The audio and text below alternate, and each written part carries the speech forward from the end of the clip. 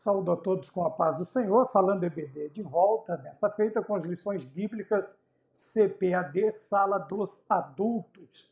A lição de hoje será a lição de número 11, que traz por tema a salvação não é obra humana. Tá bom? Este tema faz parte do tema geral desse trimestre, em defesa da fé cristã, combatendo as antigas heresias que se apresentam com nova aparência, tá bem?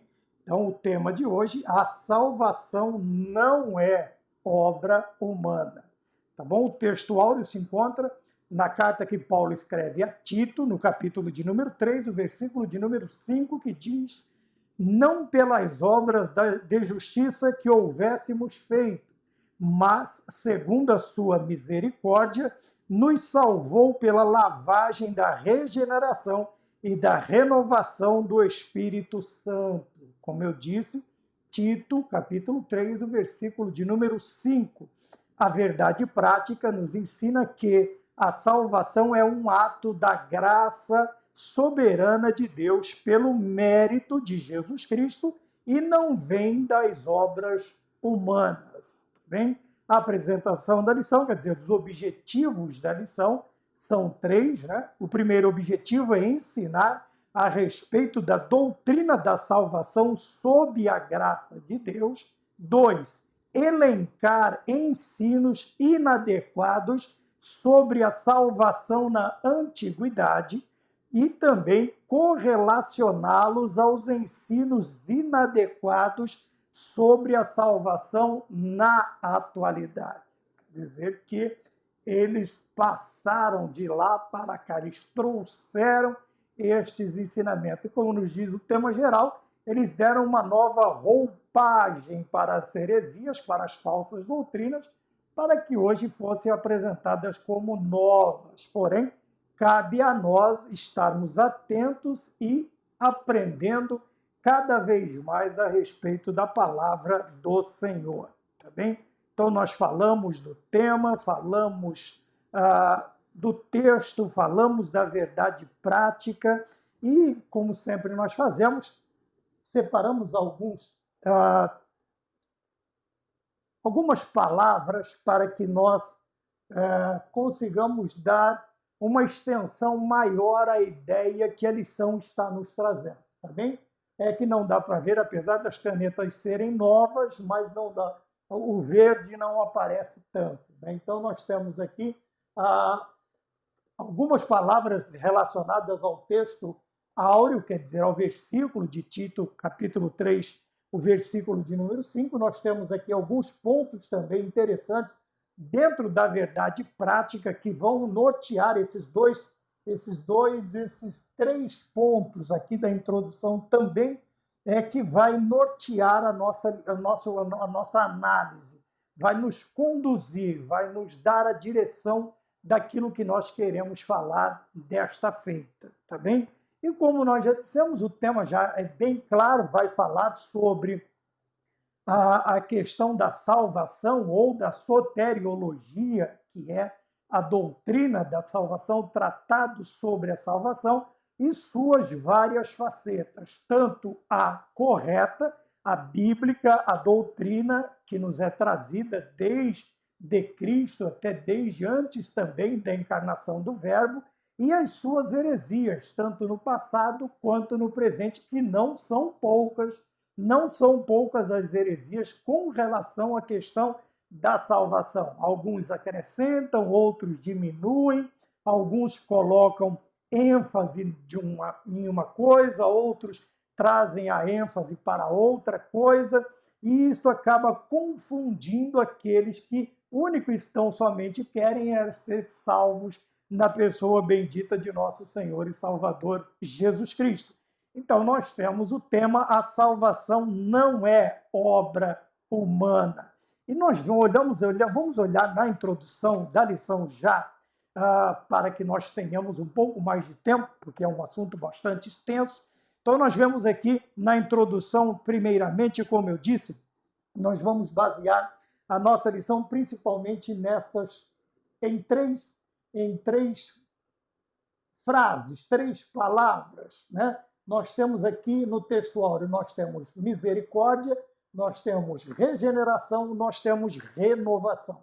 Na verdade prática, nós temos graça, nós temos mérito, tá bem? E vemos também que este mérito não é do homem, porque eu escrevi não de obras humanas e está na nossa verdade prática da lição, tá bem? Na introdução, nós já vemos que o ensinador, que o professor, que o escritor, e Paulo também já nos dá a ideia, nesta leitura bíblica, do que? Do contraste entre o estado espiritual da miséria humana e a restauração, a comunhão com Deus. Então, a primeira coisa que nós vemos é que nós nos encontrávamos sem a pessoa bendita de nosso Senhor Jesus Cristo, num estado de miserabilidade humana.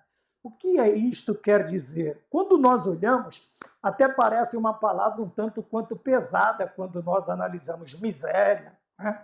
Puxa vida, mas escrever miséria. Porém, quando nós analisamos a palavra misericórdia, no seu original, ela tem na sua base a questão da miséria, Aqui ela traz o quê? Cardia, né? Vamos dividir aqui em duas, cardia ou cordia, que vem de coração, da palavra coração, vamos escrever aqui, coração, tá bem? E aqui, miséria. Quando nós prestamos atenção, nós temos numa palavra só duas ideias, quer dizer, Deus se condoendo que é misericórdia? É Deus se condoer da misericórdia do coração humano, quer dizer, o nosso coração, o nosso ser, a nossa natureza, totalmente corrompida, destruída pelo pecado. Daí a ideia de misericórdia ou misericardia. Deus ter misericórdia do nosso coração totalmente destruído pelo pecado. Então, nós vemos na introdução já da lição esta ideia, né, da miséria humana. E quando nós falamos, né, desta palavra, nós já entendemos que ela traz no seu bojo, na sua explicação, ela traz a ideia, ela já nos lembra de que nós não somos nada, de que nós não temos nada, de que nós não podemos nada, de que não existe nenhum outro meio pelo qual devamos alcançar aquilo que precisamos. No caso, a lição que nós estamos falando sobre a salvação. E ela nos traz esta ideia de que nós não temos como ser salvo, buscarmos a salvação, criarmos um meio para ser salvos, inventarmos um meio para ser salvos. Isto fala o quê? De impossibilidades. Das impossibilidades. O homem, ele, por sua humanidade, por sua pouca extensão, ainda que ele tenha uma vida longeva, mas por mais que ele viva, não é o suficiente para que ele possa alcançar aquilo que ele busca, aprender, adquirir, criar alguma coisa. Isto fala, então, da nossa limitação, das nossas impossibilidades. Por causa da nossa natureza humana, nós somos limitados. E dentro desta ideia de limitação em todos os sentidos está a impossibilidade. Mas o que é impossível para nós? Aí alguém pode dizer, mas na Bíblia diz que é possível para Deus. Isso aqui, Deus não vai entrar nisso aqui. Por quê? Esta impossibilidade fala tanto de conquistar ou de angariar a salvação, quanto até o próprio desejar a salvação. Não está na natureza do homem, Vamos aqui para esta parte. Então, não está na natureza do homem desejar a salvação. Você já viu alguém dizer, eu quero ser crente? Você já viu alguém dizer, eu quero abandonar o pecado, eu quero deixar? Você já viu alguém se esforçar por livre e espontânea vontade, estar numa roda de amigos, bebericando ou fazendo outro tipo de coisa e sem mais nem menos, ele falar assim, qualquer dia desse eu vou ser crente, qualquer dia desse eu quero ser, eu vou virar, a ideia é esta, eu vou virar um crente. Não. Então ele fala desta impossibilidade, por causa da miséria humana, do coração totalmente corrompido, do homem, estas duas impossibilidades. Eu quero falar primeiro do desejar.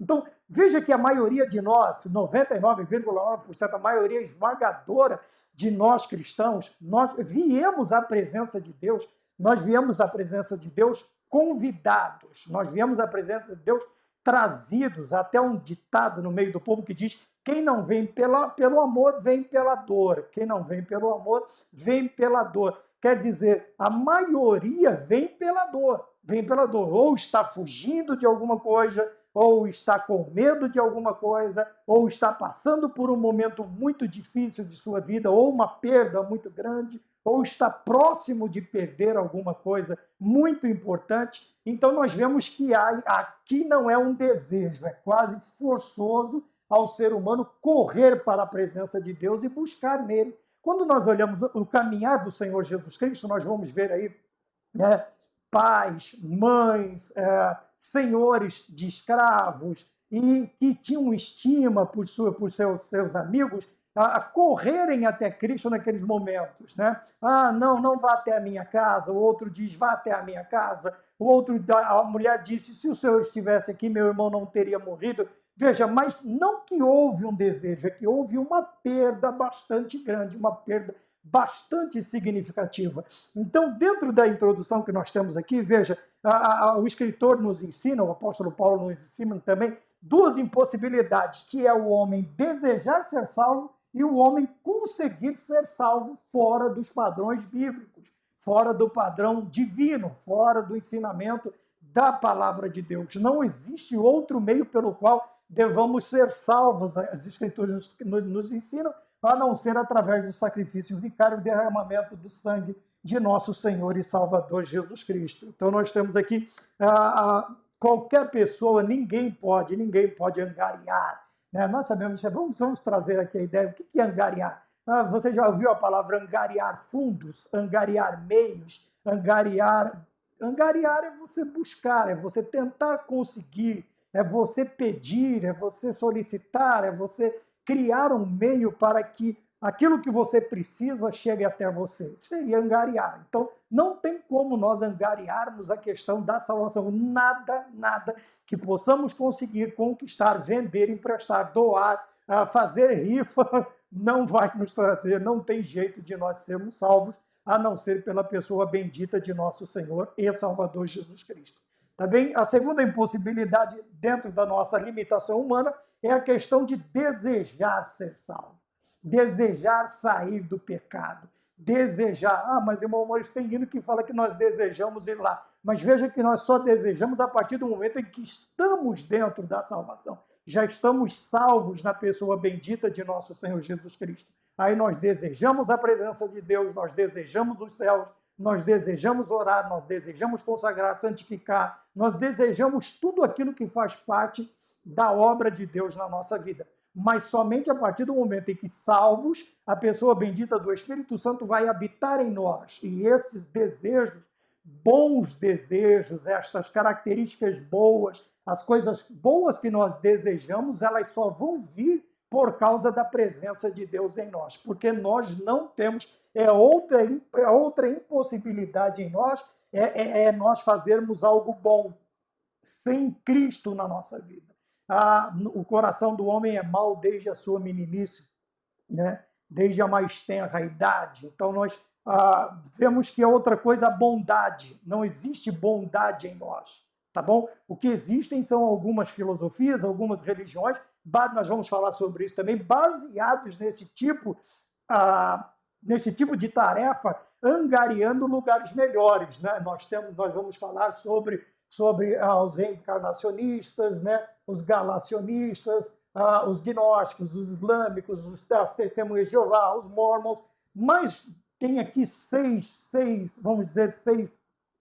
religiões, mas são muitas outras, são muitos lugares que ensinam muitas filosofias, muitas seitas, muitas heresias, muitas falsas religiões, que não dá tempo de tratarmos numa lição só. E isso agora é desejar que o Espírito Santo impulsione o aluno, o superintendente, o professor, o pastor, a que adquira mais conhecimento para que ele possa assim, transmitir e proteger o seu rebanho. Tá bom? Então nós olhamos aqui que a miséria humana nos impossibilita de buscar de querer ser salvo, e também, também desejarmos ser salvos, buscar meios para ser salvo e até dentro, internamente falando, no coração, desejar a salvação, Obviamente que o homem ele é todo voltado para o pecado, todo voltado para a transgressão,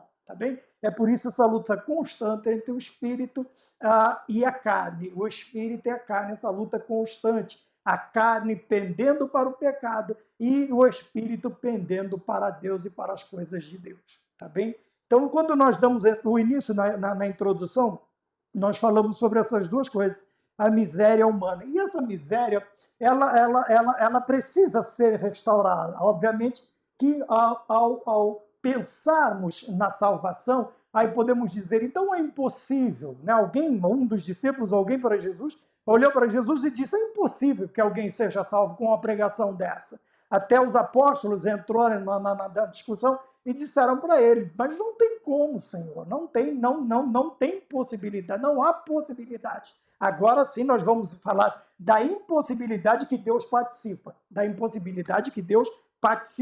Tá? Nós vamos falar sobre isso agora. Então prestemos bastante atenção. Veja,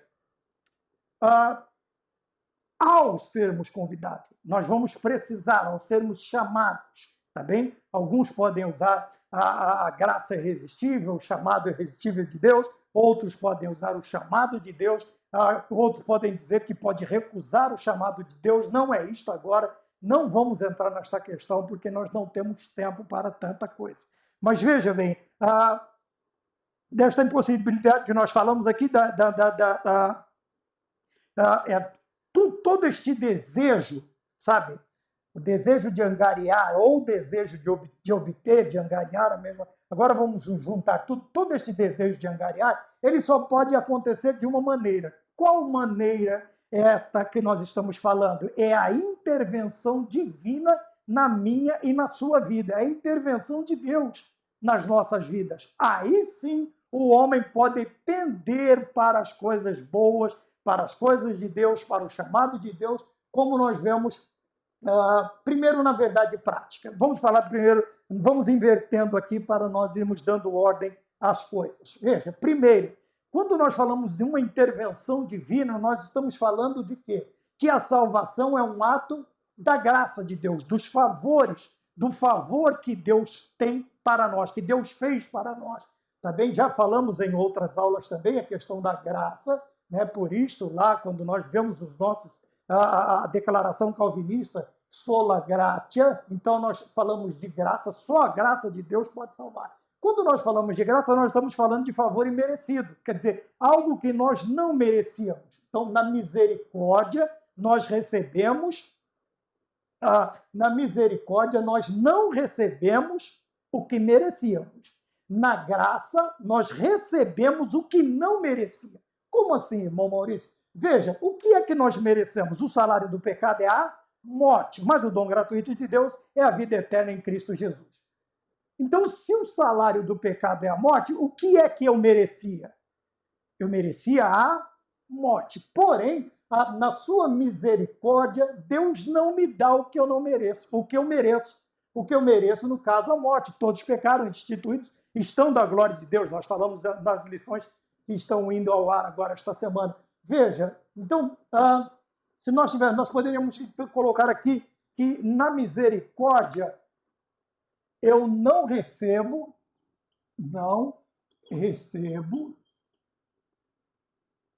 faltou um C, o que mereço. Por isso chama misericórdia.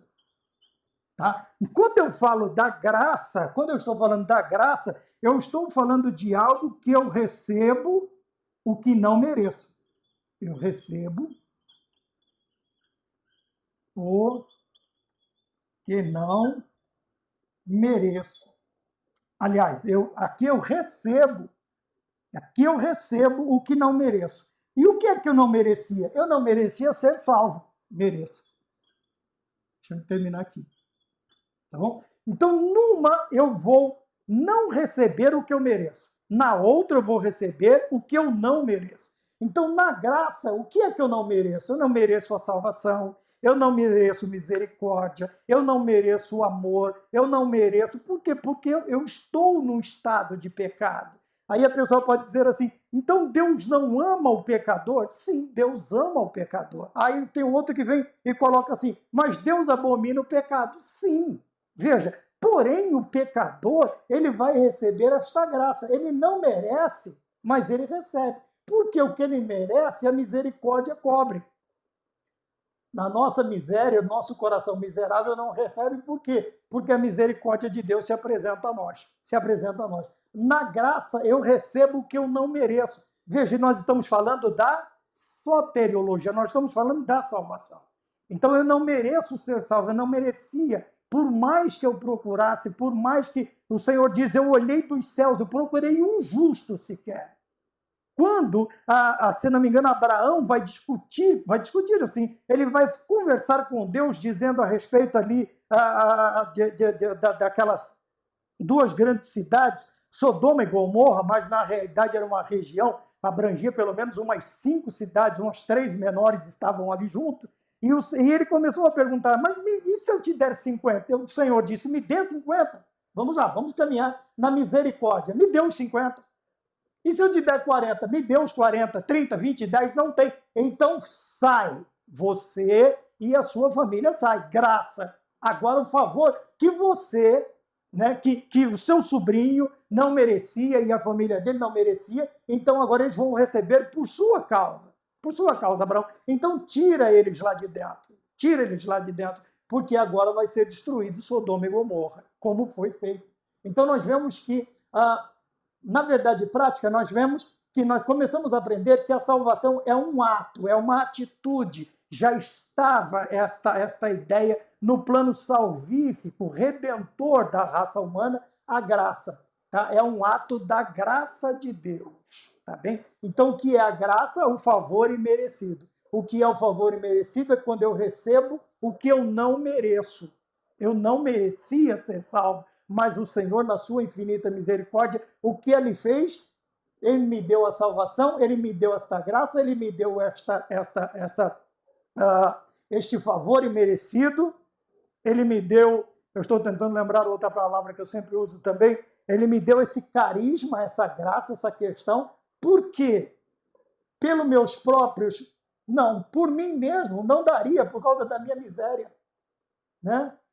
Por causa da minha miséria. Mas ele fez pelo quê? Pelo mérito de Jesus Cristo. Segunda lição que eu aprendo é que a obra salvífica, ou a salvação, quando eu recebo, ela não é pelos meus méritos, não é pelas minhas obras, não é porque eu faço, não é porque eu sou bonzinho, não é porque eu sou isto, ou porque sou aquilo, ou pertenço a um povo, a uma nação, uma etnia, ou porque não. Pelo mérito de Jesus Cristo.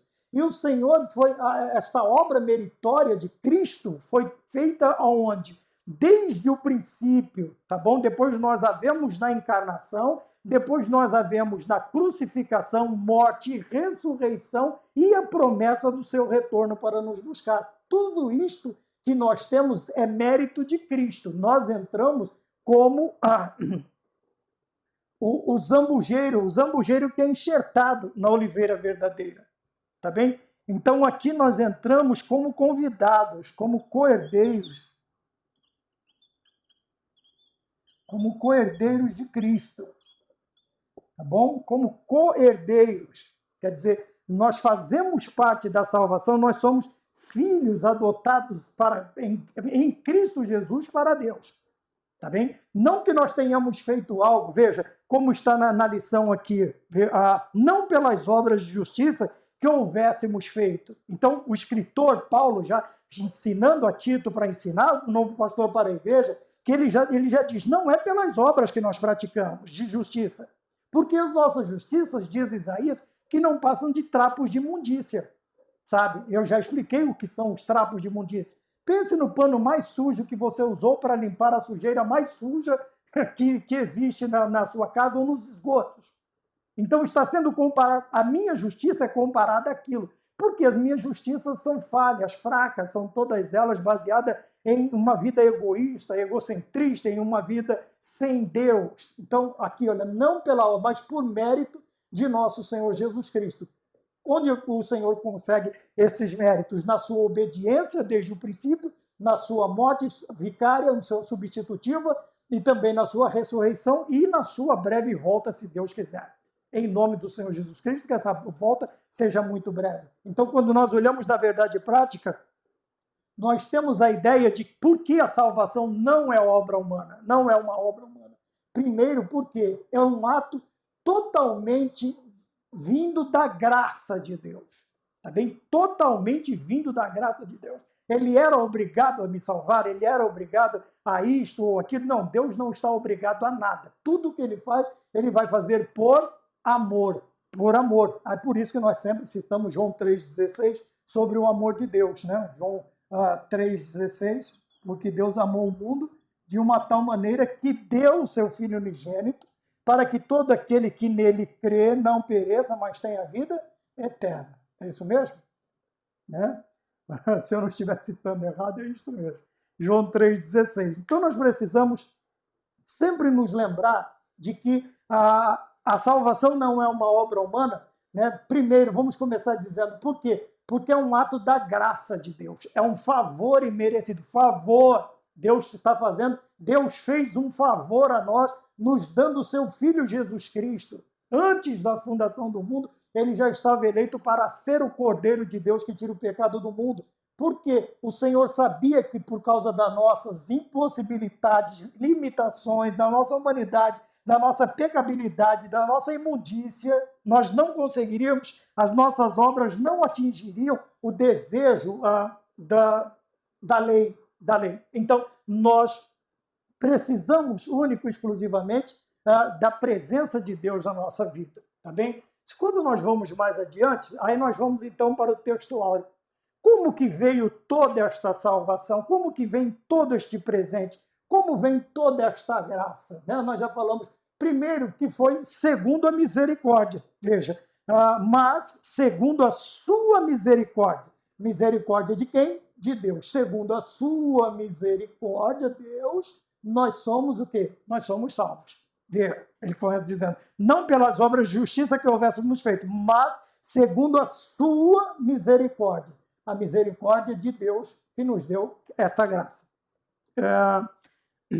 Nos salvou pela lavagem da regeneração. Então, outra ideia interessante aqui, a questão da purificação pela lavagem. Tá? Quando nós olhamos no tabernáculo, no Antigo Testamento, o tabernáculo móvel, você vai ver a segunda peça, quando você entra dentro do pátio, você vai ter o altar do sacrifício, a segunda peça já é a pia, o lavatório, que era tudo feito de bronze. Então, a ideia de purificação, de lavagem, ela já é antiga.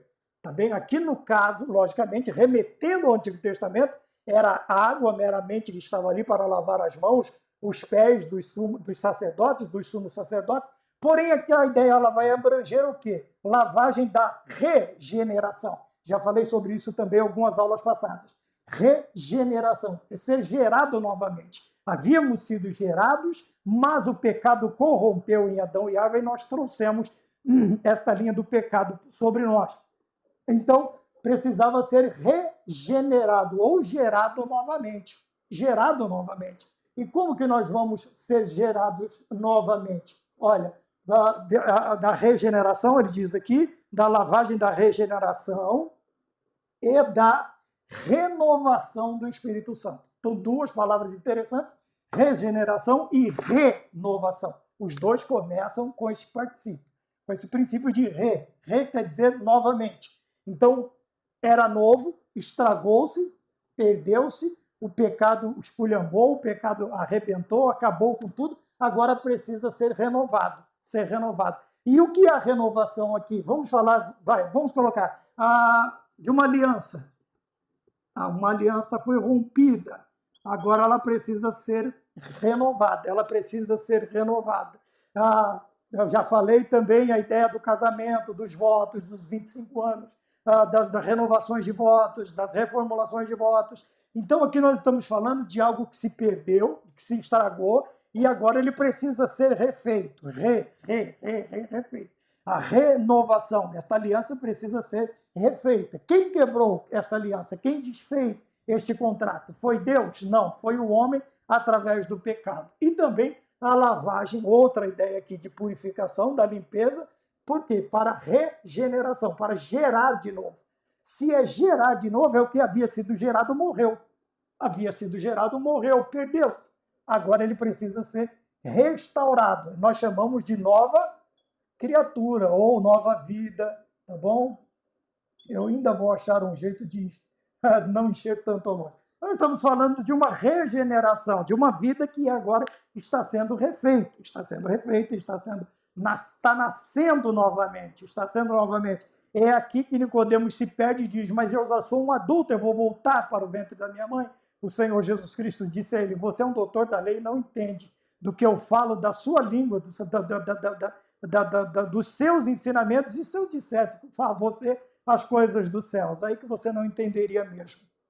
Então, nós estamos falando aqui nós falamos sobre 3 áreas interessantes, né? A misericórdia de Deus, a renovação, a regeneração e a renovação. Tudo isto aqui só pode ser feito mediante a intervenção divina. A intervenção divina, quer dizer, somente Deus pode fazer isto na minha e na sua vida. E nós vamos ver o porquê essas religiões elas acabam se perdendo no meio do caminho, ou às vezes até no princípio do caminho, porque simplesmente fogem da ideia geral, central, que é uma ideia cristocêntrica, quer dizer, Cristo é o centro de toda a mensagem bíblica. A Bíblia é um livro cristocêntrico, a salvação é um ensino cristocêntrico, quer dizer, quando nós saímos desta ideia, veja, quando aqui nós entramos na questão, vamos fazer de conta que este não aqui não existe. Quando nós partimos para obras de homens ou obras humanas, é onde nós começamos a falhar na transmissão e na recepção da ideia da parte de Deus. Tá bom? O ponto de número 1 vai falar sobre salvação sob a graça de Deus, né? Então nós temos aqui, eu tentei separar também, estão os 3 tópicos aqui, ponto 1, ponto 2 e o ponto 3 da lição. Então quando nós falamos aqui a descrição do estado espiritual, nós falamos que o homem está totalmente atolado na miséria espiritual, tá bem? A miséria humana, a impossibilidade, a pecabilidade. O ser humano, quando nós falamos disso, nós estamos falando também da extensão da corrupção. Tá? A extensão. Extensão aqui nós estamos falando de alcance, né? Nós estamos falando de até onde vai o alcance do pecado, veja, ou da corrupção. Eu usei a ideia numa última aula passada da questão do fermento. Veja que em certas festas judaicas e também no Novo Testamento, os apóstolos sempre vão advertir com a questão do fermento, para tomar cuidado com isto, com aquilo. Também nas festas judaicas, em determinados períodos, o fermento não era tão somente não utilizado, ele era retirado de dentro de casa, talvez até jogado fora, depois comprava-se outro, talvez. Tá bem? E quando nós falamos de corrupção sobre isso, por quê? Quando você usa o fermento numa massa, vamos dizer, de pão, de bolo, o que acontece? Ela incha. Aquilo dá essa ideia, sabe, de inchaço, de corrupção. Ela corrompeu as moléculas, ela destruiu, o fermento destruiu a estrutura molecular daquela massa. E o que ela fez? Ela inchou, ela corrompeu. Tem hora que ela incha tanto que ela vai se desmanchando, ela vai se tornando quase que informe, outras racham, e assim fala da corrupção. Quando nós falamos aqui no ponto de número 1, nós estamos falando da extensão da corrupção, a extensão da corrupção, quer dizer, ou do pecado, ou da transgressão. Veja, ela é tão grande porque olha as expressões que são usadas para reforçar esta ideia. Mortos em ofensas e pecados, andar segundo o curso deste mundo, segundo o príncipe das potestades do ar. Veja que são todos termos bastante pesados, são termos que querem realmente nos despertar para a questão da corrupção, para mostrar que não é brincadeira, que Deus não está brincando conosco, de ser Deus, nós não podemos brincar de ser crentes ou salvos, e o diabo não está brincando de ser diabo. Então, a extensão, até onde alcança a corrupção, ela é praticamente impossível medir. Tá? É impossível você medir a extensão da corrupção. Tá bem? Enquanto a bênção ela vai alcançar até milésima geração, o pecado ele alcança 4, 5, 6, 7, até mais. Nós vamos ver aí a extensão de pecados que foram cometidos pelos pais, e é um padrão bíblico que Deus não cobra os filhos pelo pecado dos pais, mas veja que o pecado ele foi passando, ele vai passando de geração para geração, e a sua extensão é quase que inumerável. Não tem como nós medirmos, vamos usar um termo legalzinho, é quase que imensurável. Tá? Nós não conseguimos medir esta extensão da corrupção. É por isso que nós precisamos tomar cuidado. É por isso que o tópico de número 1 fala sobre a salvação debaixo ou sob a graça de Deus. Sob quer dizer debaixo da graça de Deus. Então nós vemos a descrição. Por que precisamos de uma abrangência tão grande, de uma extensão tão grande, tão superior da graça, tão superior à extensão da corrupção? Primeiro porque o estado do homem é totalmente miserável, totalmente miserável. Por mais justo que ele tente ser, por mais bom que ele tente ser, por mais ele procure frequentar uma agremiação cuja a principal exigência seja a pessoa ser boa, fazer esmolas, fazer doações, fazer isto, fazer aquilo, ele não pode. Nós estamos falando que está errado fazer. Nós vamos falar das obras junto com a fé, como nos ensina Tiago. Mas preste bem atenção, nós nunca vamos conseguir. Por quê? Sem a graça, ninguém pode ser salvo. Nós já falamos sem a graça, tá bem? Olha aqui, ó, sem a graça é outro ponto que nós temos no ponto de número 1, ninguém pode ser salvo. Tá? E que graça que nós falamos lá? Qual que é a graça? É o favor imerecido, tá bom? A misericórdia. Na graça eu recebo o que não mereço. E o que eu não mereço? Eu não mereço a salvação por causa da extensão. Veja, agora eu posso falar de tamanho, comprimento, altura do meu pecado. Eu posso dar 3 dimensões, 4 dimensões dentro disso. Mas veja, a ideia é que sem a graça, quer dizer, sem o favor imerecido de Deus, sem a misericórdia do Senhor na minha vida, eu não posso ser salvo. Eu não posso ser salvo. Ainda que eu invente até normas, regras, né? Eu me lembro de uma história que era contada, que começaram a ver no céu muita gente que não deveria estar lá. Que não deveria estar lá no céu. E foram ver, né, os anjos, os arcanjos. No caso, foi Pedro quem percebeu. Na história, é uma história. Tá? Foi Pedro quem percebeu que o céu estava sendo tomado por pessoas que não deveriam estar lá. E ele foi ver o que estava acontecendo. Num determinado lugar, um santo havia cortado a cerca. E ele estava puxando por uma corda todo tipo de malfeitor para dentro do céu. Então, o que ele faz? Aí Pedro vai chamar a atenção dele. Ora, e aí a esposa dele disse assim, ele é meu marido. Se ele não pode fazer isso aqui no céu, eu também não vou ficar. E o céu vai ficar sem a mãe no céu.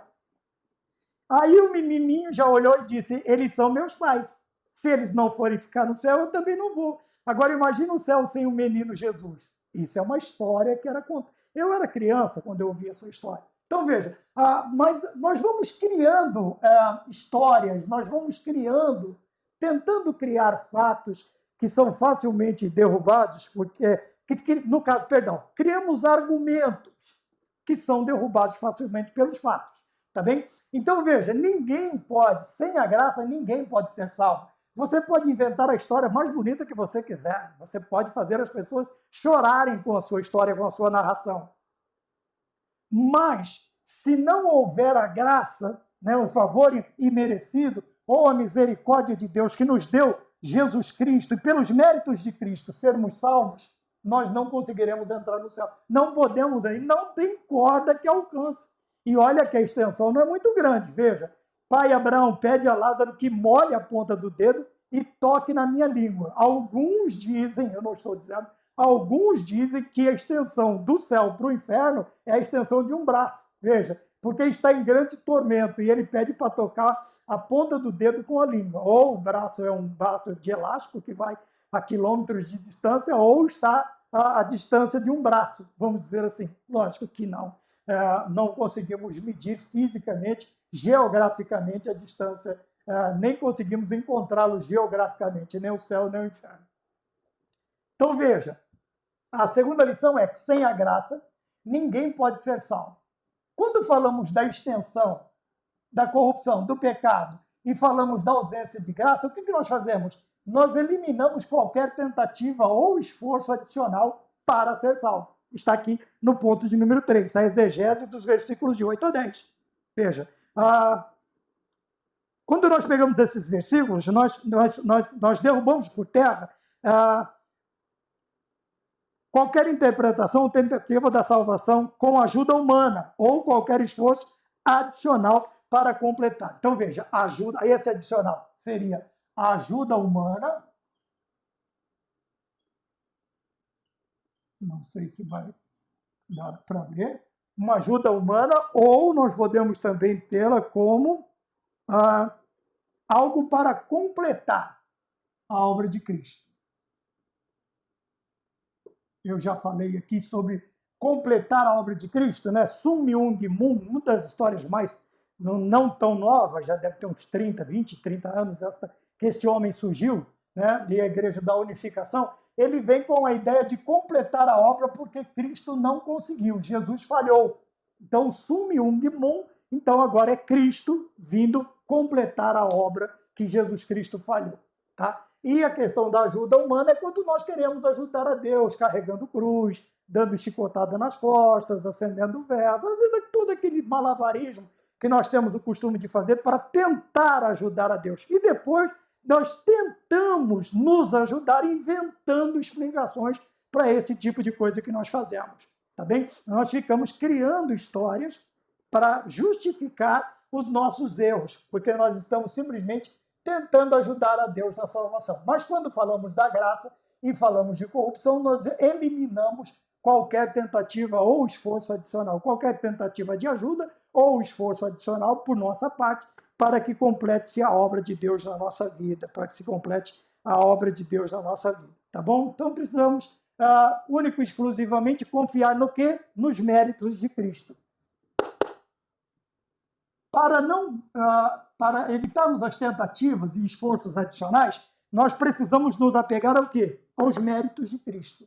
Porque tudo o que Cristo fez foi totalmente suficiente para a nossa salvação, para a nossa vida terrena, para a nossa salvação, para a nossa entrada no céu. Cristo é suficiente. Ele não precisa de ajuda, ele não precisa de um cooperador, ele não precisa de nada e nem de ninguém para que ele coloque ou transfira, ou transmita, ou nos dê a salvação através do seu sangue derramado na cruz, tá bom? Então, o que elimina as tentativas e esforços adicionais? Os méritos de Cristo. Quando eu olho para o sacrifício de Cristo, eu vou ver que ele cumpriu cabalmente cada exigência prescrita pela lei do Antigo Testamento. Jesus Cristo vem e concluiu esta obra. Tá bom? Ponto de número 2, vamos ver aqui, soteriologias inadequadas na antiguidade, tá bom? Na antiguidade. E já na antiguidade nós temos uma palavra bastante conhecida, né? Que é a reencarnação, uma doutrina totalmente fora dos padrões bíblicos, tá bom? Na reencarnação, dentro do espiritismo brasileiro, você tem aí Allan Kardec. É o kardecismo. Kardec. O kardecismo, ele é a linha de espiritismo. Você tem o alto espiritismo, o espiritismo e baixo espiritismo. Uma hora ou outra a gente pode falar sobre isso. Mas Allan Kardec, na realidade, é um francês chamado Léon Eliachar. Não vou escrever Eliachar, porque eu não vou saber. É francês. Ele se considerava a reencarnação de Allan Kardec, que era um poeta celta. Um poeta celta. Então, Allan Kardec é um poeta celta que Leon Eliachar, que nós conhecemos por Allan Kardec, ele se considerava a reencarnação deste poeta celta. Por isso, no Brasil, prevalece o espiritismo kardecista, que nada mais é do que... aqui vai um pouquinho mais longe, vou ocupar um pouquinho de espaço aqui. Existiam nos Estados Unidos duas irmãs, as irmãs Fox, Margaret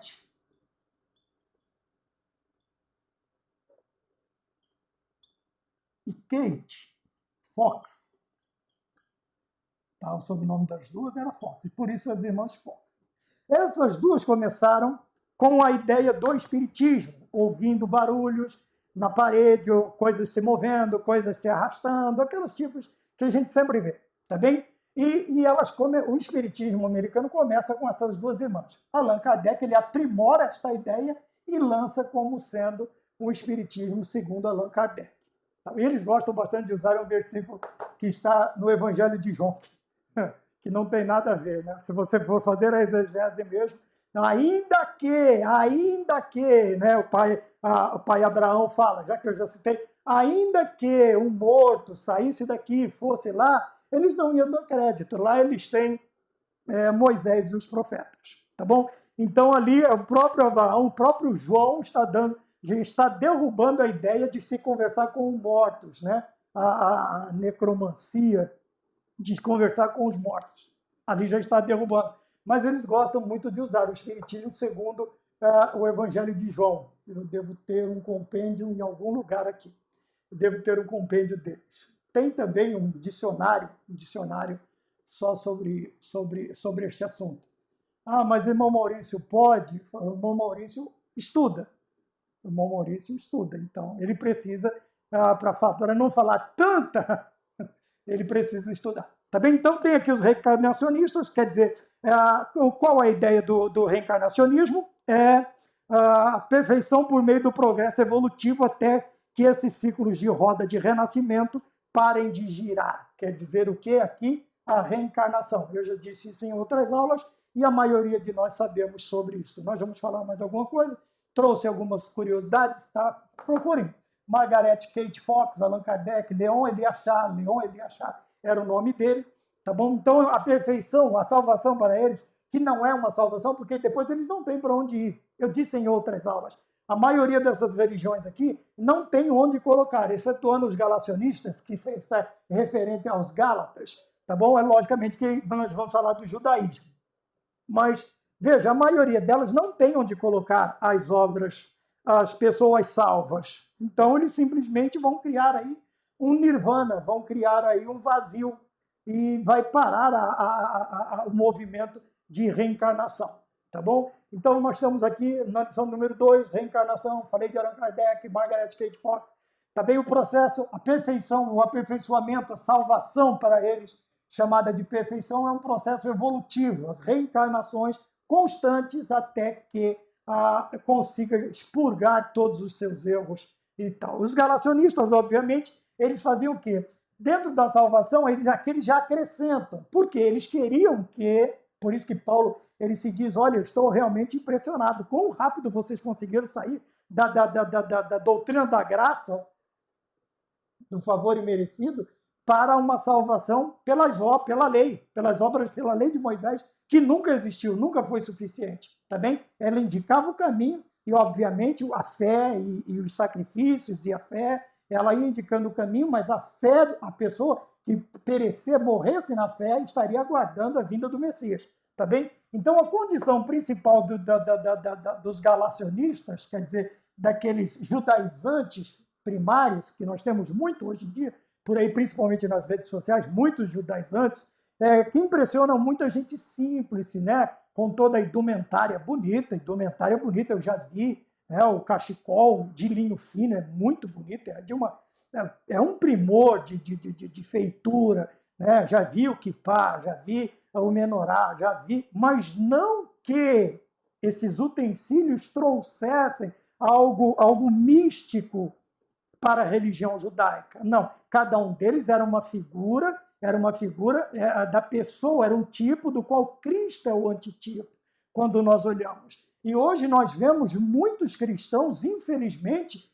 fazendo o quê? Trazendo toda a ideia dos galacionistas novamente, daquilo que praticamente quase extingue a igreja da Galácia, para os dias de hoje. Né? Você vai ver aí homens, mulheres, com o chale, com o kipá, com o menorá, fazendo isto, fazendo aquilo, como se trouxesse algo mágico, especial para os cultos dele. Mas, pelo contrário, não passam de simples judaizantes. Você já foi convidado? Eu fui convidado algumas vezes para dar aula de religião nas escolas. Mas a primeira coisa que vem, a primeira distinção que vem no documento da escola ou de qualquer documento oficial que você recebe é não fazer proselitismo. É a primeira coisa que vem escrito. O que seria fazer proselitismo? Eu posso até falar de religião, mas eu não posso falar da religião evangélica. Eu não posso falar de Cristo, que a salvação só está em Cristo. Por quê? Na minha sala vai ter reencarnacionistas, vai ter galacionistas, vai ter gnósticos, vai ter filhos de pais ateus. Então, a primeira coisa que vem, eu recebi algumas cartas, a primeira exigência é não fazer proselitismo. Tá? Isso aqui, condicionar a salvação com a lei de Moisés, você vai ver, tem igrejas, né? Nós temos igrejas aí que diz que se você não for membro da igreja, você não pode ser salvo. Você não é salvo. Se você for membro da Assembleia de Deus Batista, se você não for membro da igreja X, você não está salvo, você não é salvo. Você está à beira do caminho. Mas para ser salvo, tem que pertencer à igreja deles. E isto é heresia. Isto é falsidade. Ora, eu preciso de Jesus Cristo. Lógico que eu não vou entrar aqui, eu não vou entrar aqui, eu não vou entrar aqui, eu não vou entrar aqui, aqui. Mas me dá a ideia de que se eu estiver numa denominação realmente bíblica, numa denominação que me ensine a servir a Cristo, e eu aceitei a Jesus Cristo como meu único e suficiente Salvador legitimamente, eu sou um cristão autêntico, a salvação ela me está garantida, e eu vou ter, obviamente, alguns vão dizer salvo uma vez, salvo para sempre. Veja, nós estamos aqui como apologetas cristãos. Outros vão dizer que você precisa manter a sua salvação, você precisa fazer a manutenção da sua vida espiritual para não perder a salvação. Outros vão dizer não perde a salvação. E os gnósticos vão dizer, e os galacionistas vão dizer que se você não viver debaixo da lei de Moisés, você também não será salvo. Cristo não é suficiente.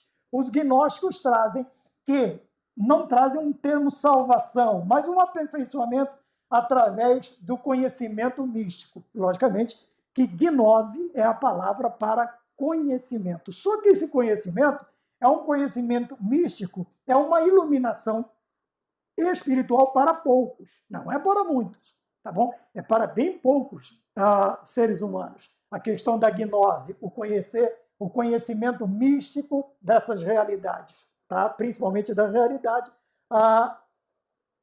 de um futuro além melhor para as suas vidas, tá bom? Então, o gnosticismo ele traz, vamos chamar de salvação, através do conhecimento místico, que é uma iluminação espiritual, que é dado a poucos. Nós vamos ver em outra religião aqui também, no ponto de número 3.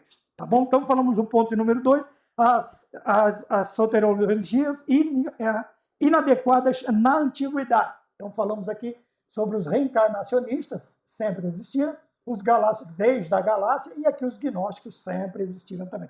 Agora, o terceiro e último, as soteriologias inadequadas de hoje. Então, você tem aqui, o primeiro, nós temos o islamismo. O islamismo, ele vai ensinar, ele vai aprender no Alcorão que as boas ações superam as más ações. Quer dizer, quanto mais boas ações você tiver, quanto mais boas ações você tiver, mais o paraíso deles está reservado para você. Tá bem?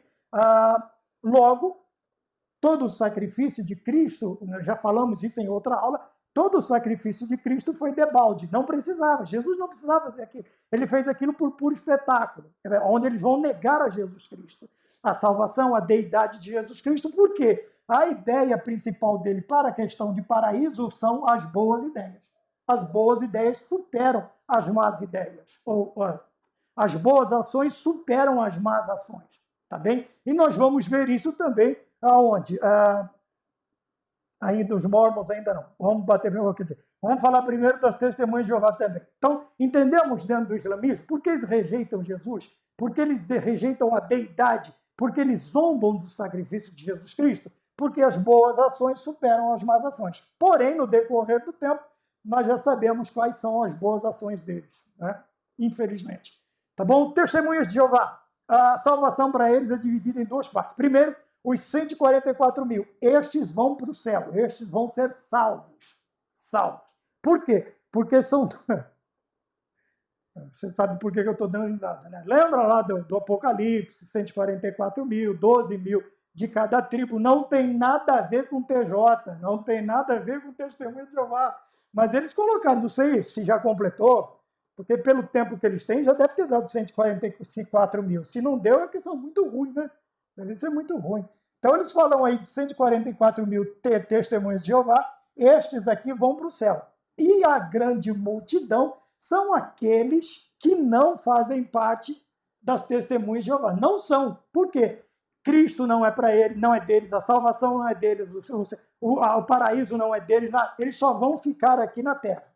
Tá bem? Aqui na terra. Então, dizendo aqui da grande multidão, é a ralé, é quase mais ou menos a ideia do catolicismo. Por que no catolicismo o pão e o vinho não é servido a todos? Não é servido. E às vezes um bocadinho, um pedacinho molhado para cada um.